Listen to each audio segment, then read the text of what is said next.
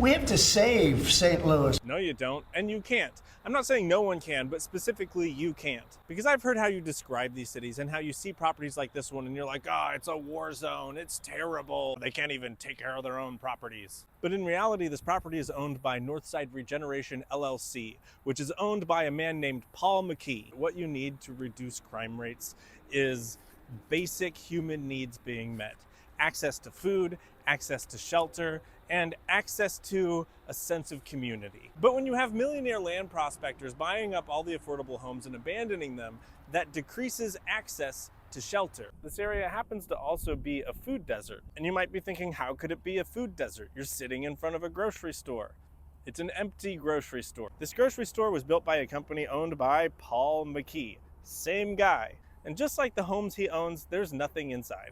You might be thinking, well, at least he built something, but he used something called a TIF and other tax incentives to make it so that he's not spending his own money to build the grocery store. He's using our money, the taxpayer money, specifically the people who live around here. The property taxes go to buy him a grocery store instead of fixing our roads or creating community spaces. But when you look on a map, you see, oh, there's a grocery store right there. This isn't a food desert, but at least the community can get access to healthcare at this little hospital. I'm just kidding. I'm sure you've guessed by now that this is an empty hospital. No one works there. There are no doctors, and it's owned by Paul McKee. And you might be thinking, hey, aren't there laws to prevent people from doing stuff like this?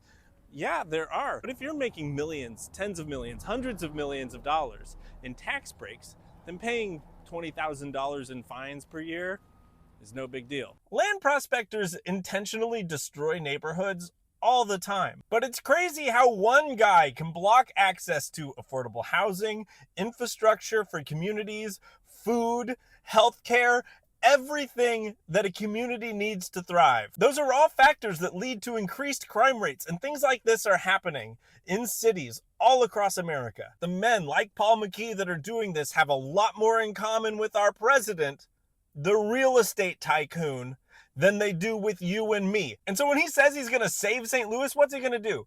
Send the National Guard to do what? Are they going to do community building activities? Are they going to do after school programming for kids? No, they're going to come harass and arrest unhoused people. The National Guard isn't going to go knocking on Paul McKee's door. So what I would say to Donald Trump is that the cities don't need you to save them.